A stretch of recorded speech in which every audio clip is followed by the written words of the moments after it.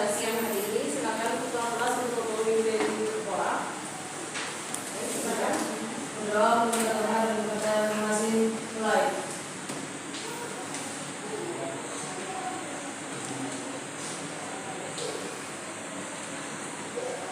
Baik, sekarang saya absen dulu untuk mengecek siapa saja yang sudah hadir.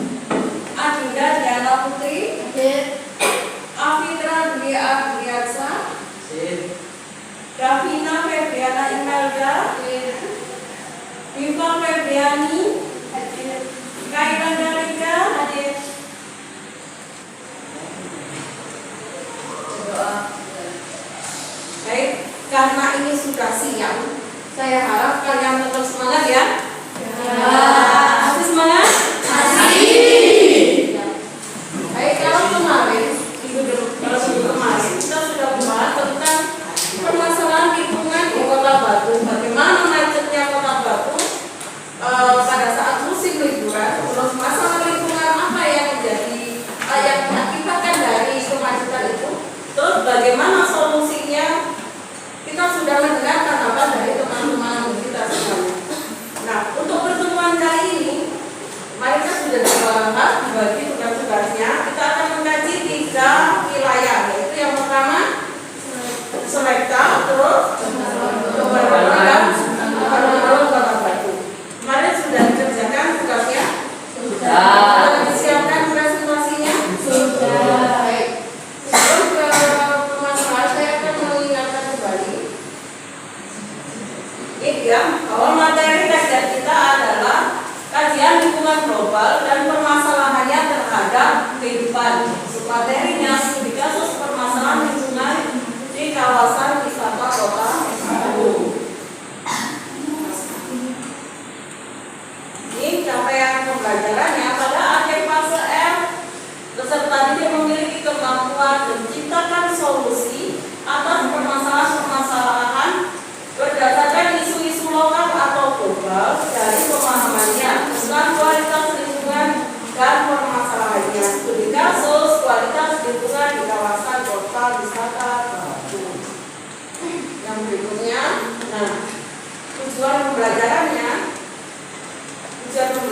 yang pertama adalah mengidentifikasi bentuk-bentuk penurunan kualitas lingkungan akibat aktivitas pariwisata. Terutama kita ambil sampel untuk 3 wilayah pariwisata yang akan kita bahas nanti.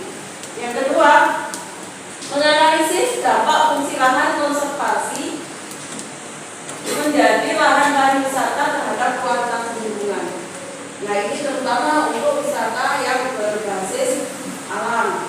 Yang ketiga, menemukan solusi terhadap permasalahan penurunan kualitas lingkungan dari aktivitas pariwisata. Nah, ini tujuan pembelajaran kita.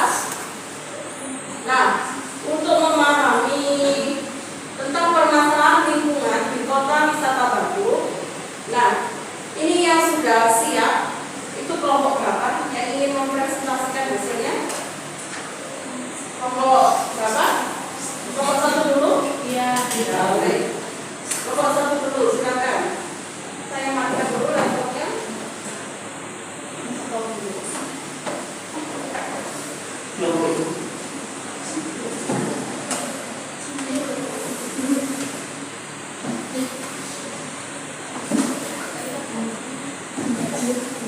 Baik, silakan persiapkan presentasinya, terus bangkunya. Pakai kursi saja, Pak.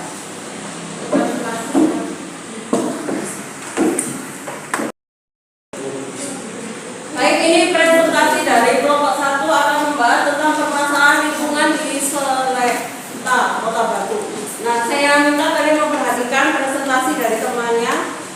Nanti kalau ada permasalahan bisa didiskusikan bersama-sama. Saya akan mengambil nilai dari belakang. Saya serahkan kepada moderator. Silakan. Bismillahirrahmanirrahim. Assalamualaikum warahmatullahi wabarakatuh. Waalaikumsalam warahmatullahi wabarakatuh. Perkenalkan, kami dari kelompok 1.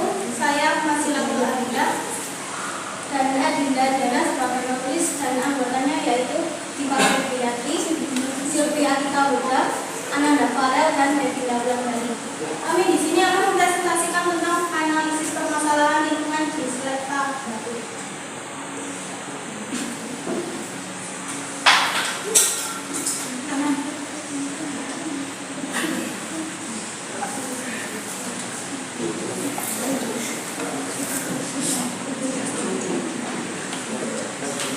Profil singkat. Taman rekreasi Selekta adalah taman yang menggabungkan unsur keindahan alam dan kesejukan hewan pegunungan. Terletak di Desa Purworejo, Kota Wisata Batu, dikelilingi oleh Gunung Arjuna, Dilerang, dan Aksmoro. Pembahasan. Pencemaran air akibat pembuangan limbah seperti limbah dari hotel, restoran, dan kegiatan pariwisata lainnya secara sembarangan.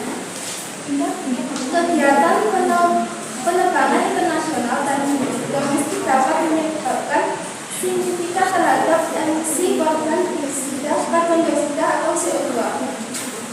Tidak hanya itu, pembangunan dan perluasan infrastruktur pariwisata seperti jalan, bandara, dan pelabuhan juga dapat memicu peningkatan emisi polusi udara selama terhadap konsumsi. Sampah plastik dan limbah kimia dari kegiatan aktivitas pariwisata dapat meningkatkan pencemaran air tanah dan udara yang mengakibatkan degradasi kualitas lingkungan setempat. Kebisingan dari kendaraan alat berat, konstruksi, atau kegiatan rekreasi dapat mengganggu ekosistem alam. Masyarakat setempat yang tinggal di sekitar pariwisata juga mengalami penurunan kualitas hidup akibat kebisingan yang berkepanjangan, terutama jika infrastruktur dan infrastruktur tidak memadai.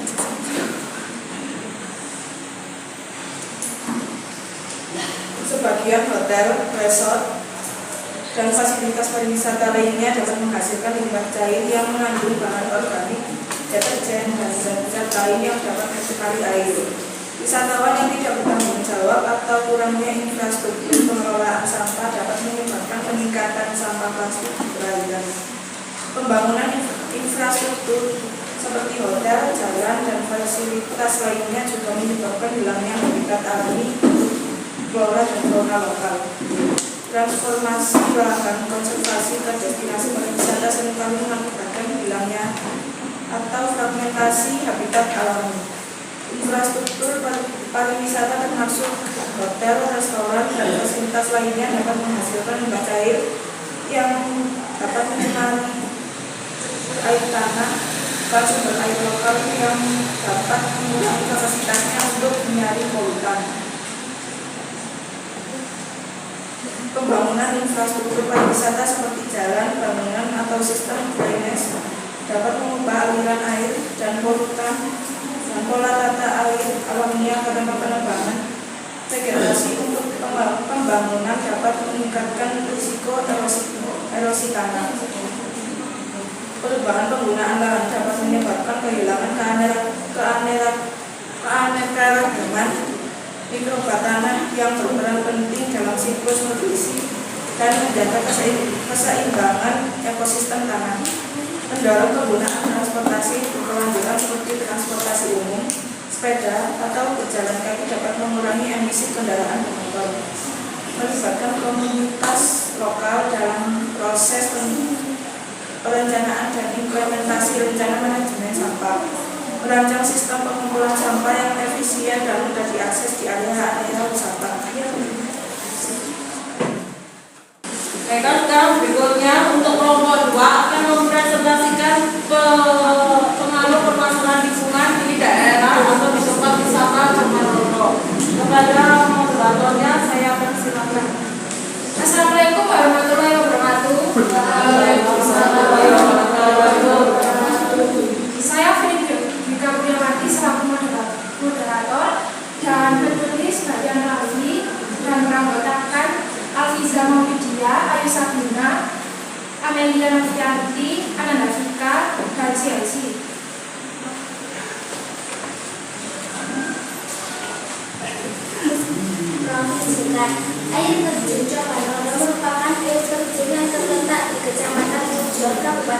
Malang, Jawa Timur. Air terjun ini mudah dijangkau oleh kendaraan umum. Akses yang paling mudah melalui jalan raya dari Malang ke Batu, dari sebelah timur atau dari Kediri ke Pare menuju Malang dari arah barat. Pembahasan 1. Pencemaran air akibat limbah domestik dan industri dari wisatawan atau fasilitas pariwisata yang tidak terkelola dengan baik dapat merugikan lingkungan. 2. Penggunaan kendaraan bermotor oleh wisatawan untuk mencapai dan berkeliling di sekitar coban dapat menyebabkan emisi gas buang seperti karbon dioksida, CO2, nitrogen dioksida, N2 dan partikulat udara. 3. Sampah dapat merusak estetika alam, menurunkan nilai budaya dan daya tarik wisata serta menciptakan kesan negatif pada penduduk dan komunitas lokal. 4. Kebisingan yang tinggi dapat menciptakan ketidaknyamanan bagi wisatawan dan masyarakat lokal untuk memberikan pengalaman rekreasi dan kesejahteraan masyarakat setempat. Untuk selanjutnya saya akan membuka sesi pertanyaan. Apakah ada yang bertanya? Silakan.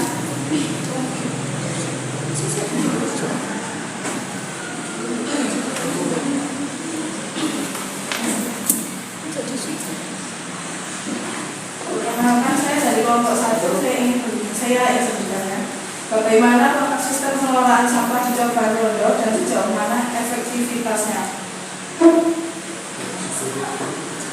Saat ini pengelolaan sampah di Coban Rondo perlu mendapat perhatian lebih lanjut, meskipun terhadap tempat sampah partisipasi pengunjung dalam pemilahan dan pembuangan sampah masih perlu ditindak. Ditingkatkan inisiatif untuk meningkatkan kesadaran pengunjung dan peningkatan infrastruktur pengelolaan sampah bisa menjadi langkah-langkah yang efektif. Apakah ada tanggapan dari jawaban?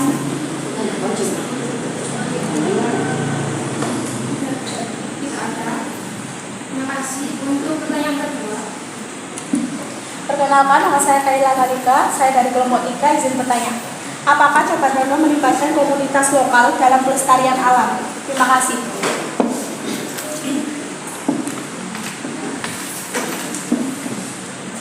Baik, izinkan saya beri jawab.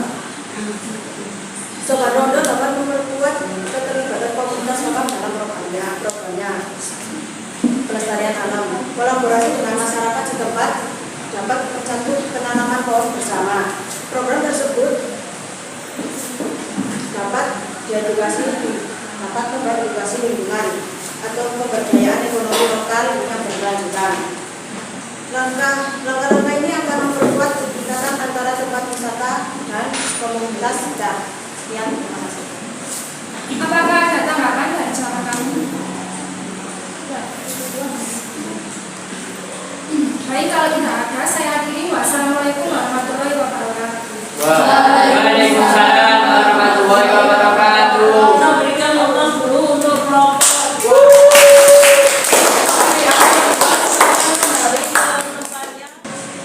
Baik, presentasi yang ketiga membahas tentang permasalahan lingkungan di alun-alun Kota Batu akan disampaikan oleh kelompok 3. Saya persilakan kepada moderator. Silakan.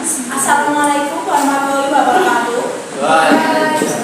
Waalaikumsalam warahmatullahi wabarakatuh. Perkenalkan, kami dari kelompok 3. Saya Kaila Kalika sebagai moderator, kemudian Indah Amelia sebagai moderator, dan anggota kami ada Indah Ramadhani, Wisnu, Alia Rahma, sama Davina Ferdiana.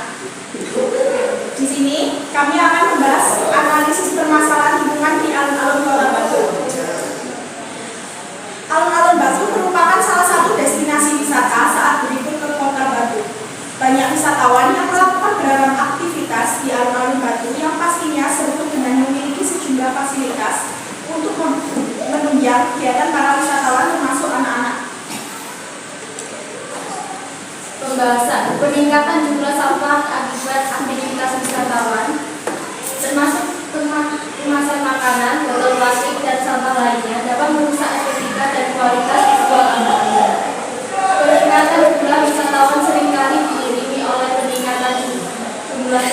kendaraan bermotor, termasuk mobil, sepeda motor, dan bus wisata.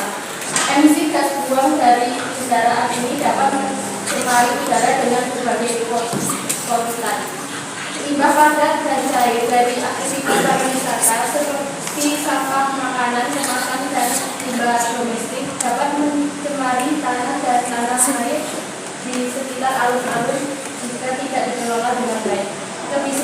Kebisingan yang berlebihan juga dapat menciptakan pengalaman yang tidak nyaman bagi wisatawan, mengurangi daya tarik alun-alun sebagai destinasi.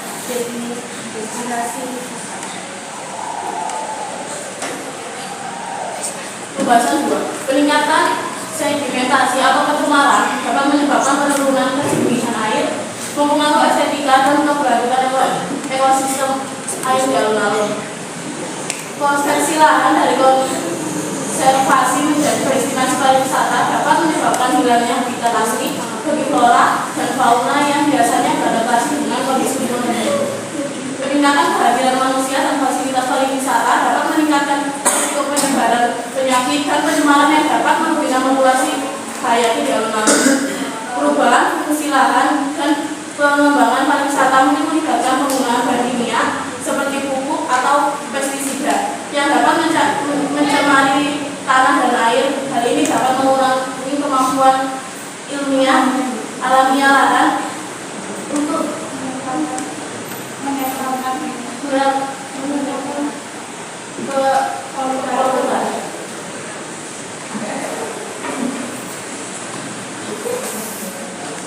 Pembahasan 3. Perubahan tutupan lahan dan penambahan permukaan keras serta jalan dan trotoar dapat mengubah pergerakan yang besar. Hal ini dapat meningkatkan risiko genangan air dan mengubah pola tata air, terutama jika sistem drainase tidak memadai. Peningkatan aktivitas manusia dan pariwisata dapat menyebabkan penambahan sampah organik seperti sisa makanan dan bangunan. Jika pengolahan sampah tidak efektif, ini dapat mengalami dekomposisi organik dan sirkulasi nutrisi dalam tanah. Mereka dengan letak jalan dan fasilitas parkir yang efisien dapat mengurangi kemacetan lalu lintas dan mengoptimalkan pergerakan kendaraan, mengurangi emisi gas buang. Menyediakan fasilitas pemilahan sampah yang jelas dan mudah diakses bagi pengunjung. Pembahasan waktu pelaksanaan kegiatan fisik pada jam-jam tertentu, misalnya pada siang hari, dan hindari kebisingan yang berlebih pada malam hari untuk menjaga ketenangan. Sistem pemantauan berbasis teknologi dapat digunakan untuk memantau kualitas air, udara, dan tanah secara teliti. Informasi ini dapat membantu dalam pengambilan keputusan yang tepat untuk melindungi lingkungan. Melakukan restorasi ekosistem dengan menanam kembali vegetasi asli mengabadikan yang rusak dan memulihkan kondisi ekologis asli. Ini membantu memperbaiki kerusakan yang mungkin terjadi akibat konversi lahan. Perkembangan lahan lambat ini menunjukkan aturan akibat dalam bentuk juga yang masih sangat besar karena belum adanya bangunan yang tumbuh. 10 tahun berikutnya tepat pada tahun 2010 lalu menyatakan dengan kesan sudah mulai tumbuh oleh pada tahun 2020, satelit menunjukkan bahwa alun-alun Bali sudah ada perkembangan termasuk pembangunan infrastruktur di sekitar alun-alun dan alun di zaman.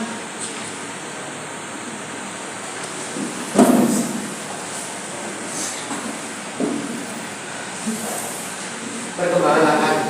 Kabar satelit tahun 2024 menunjukkan bahwa alun-alun Bandung sudah menjadi tempat yang sangat ramai dikunjungi dengan perkembangannya penghijauan di area alun-alun. Sebelum presentasi berakhir, apakah ada yang ingin bertanya? Silakan. Saya bagaimana pengelolaan sampah di alun-alun Kota Bandung?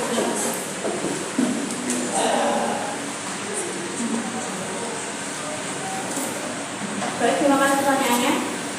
Seperti yang bisa kita lihat, kondisi di alun-alun masih banyak sampah yang berserakan. Bisa kita simpulkan di situ pengelolaan sampah alun-alun Kota Batu masih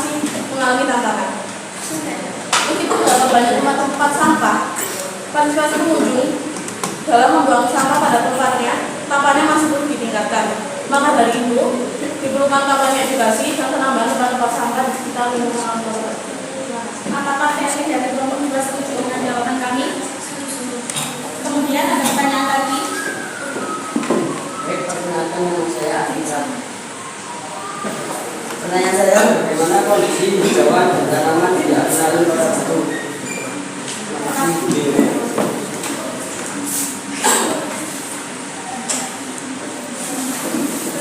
Sebelumnya, terima kasih atas pertanyaannya. Sini saya menjawab. Melihat kondisi tanaman yang berada di alun-alun, meskipun kita tahu terdapat area hijau, namun kondisi tanaman di alun-alun perlu dievaluasi. Perlu juga dilakukan pemeliharaan intensif dan mungkin perlu menanam kembali tanaman yang rusak dan mati. Apakah Afifah dari kelompok 1 setuju dengan jawaban kami? Ya, setuju. Terima kasih. Sekian dari kelompok 3. Kami akhiri. Wassalamualaikum warahmatullahi wabarakatuh.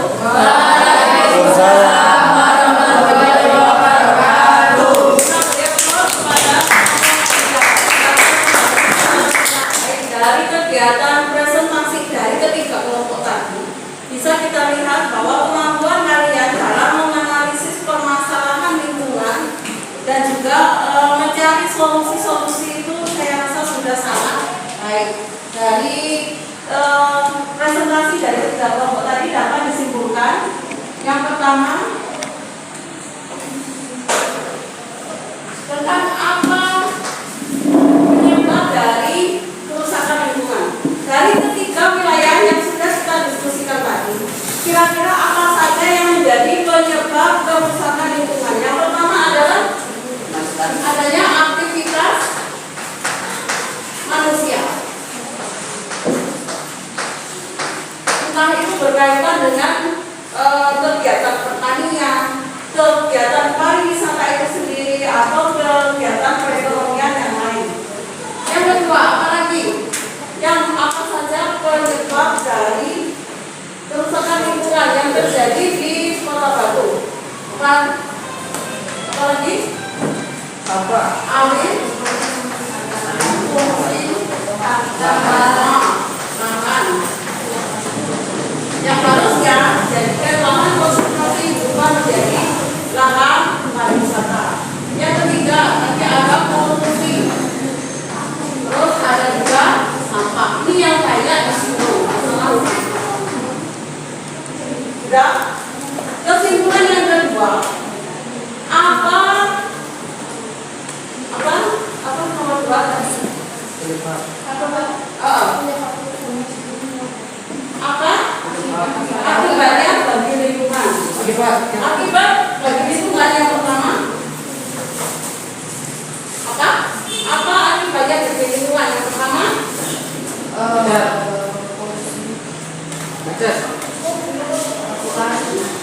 Penurunan sampah, ya kan? Banyak terus yang fungsi, terus sampah, terus sampah tadi, terus yang ketiga adanya degradasi lahan.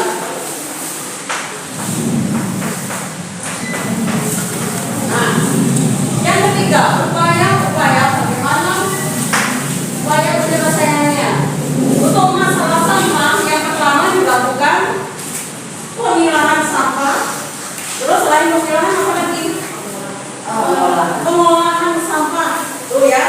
Terus untuk polusi udara, solusinya adalah dengan melakukan penghijauan. Terus tadi di kelompok berapa tadi itu disebutkan ada menambah luasan lahan konservasi. Nah, itu juga salah satu solusi yang ditawarkan. Terus ada lagi untuk masalah apa lagi? Penurunan satwa. Karena banyak satwa yang berkurang, maka solusinya adalah dengan melakukan pemangkaran.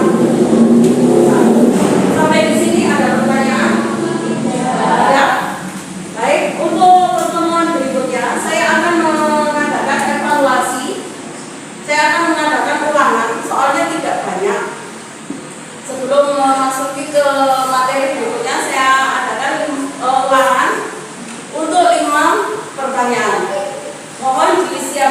sebagai permasalahan yang mulai dari awal sampai dengan terakhir. Bisa dipahami? Dengan yang nanti Senin depan kita ulangan sumatif untuk masalah kerusakan lingkungan. Setelah itu kita akan membahas tentang pendidikan. Baik, bisa diterima? Bisa. Kalau sudah, karena waktunya juga sudah habis, sekarang kita akhiri, silakan ditutup dengan doa. Dirapikan dulu buku-bukunya. Sudah? Doa, soal-soalnya silakan. Sebelum kita mulai, kita berdoa dahulu. Doa untuk